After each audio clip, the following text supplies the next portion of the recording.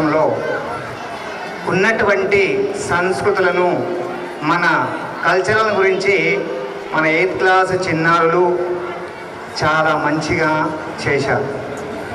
కానీ ఈ సందర్భంగా ఇదే టాపిక్ మీద చూసినట్టయితే లైవ్ కట్ అయిపోయింది. మన సౌండ్ కానీ లైవ్ ఇచ్చే వాళ్ళకి కానీ కొద్దిగా దయచేసి విన్నపము, మధ్య మధ్యలో లైవ్ కట్ చేయకండి ప్లీజ్. మేము చేసేది మా పేరెంట్స్ వరకు పోవాలని ఆశ మాది. అంటే కొందరు పేరెంట్స్ చాలా దూరం ఉంటారు, వాళ్ళు ఇక్కడి వరకు రాలేరు కాబట్టి వాళ్ళకి లైవ్ ఇద్దామనే ఉద్దేశంలో చేయడం జరిగింది. పాపం ఈ పిల్లలు కనీసం ఒక 20 రోజుల నుంచి ప్రాక్టీస్ చేస్తున్నారు. అంటే భారతదేశంలో ఎన్ని రాష్ట్రాలు ఉన్నాయో దానికి అనుగుణంగా చేయడం జరిగిందనమాట.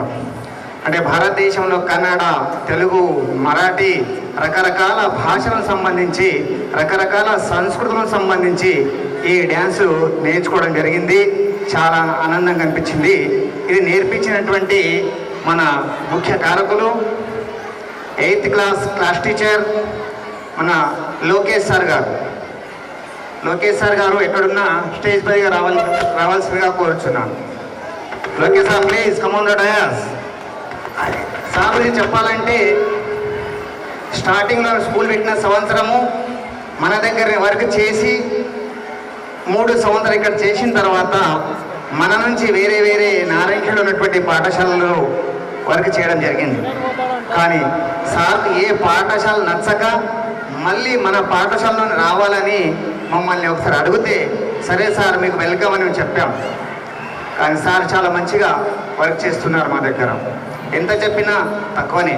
ఎందుకంటే ఏ కార్యక్రమమైనా ఇలా చేయాలి సార్ అంటే చాలు, దానిని మనస్ఫూర్తితో తన యొక్క హృదయంతో ఆలోచన చేసి ఇక్కడ రకరకాల సాంస్కృతిక కార్యక్రమమైన ఆధ్వర్యంలో చేయడం జరుగుతుంది. ఏది చెప్పినా కాదనకుండా చెప్పే లోకేష్ సార్ గారు, ఆయన మనసు చూసినట్టయితే చిన్న పిల్లలా ఉంటుంది, కానీ కార్యక్రమం మాత్రం మంచిగా చేస్తారు. Okay, thank you. Thank you so much, sir, for the kind words.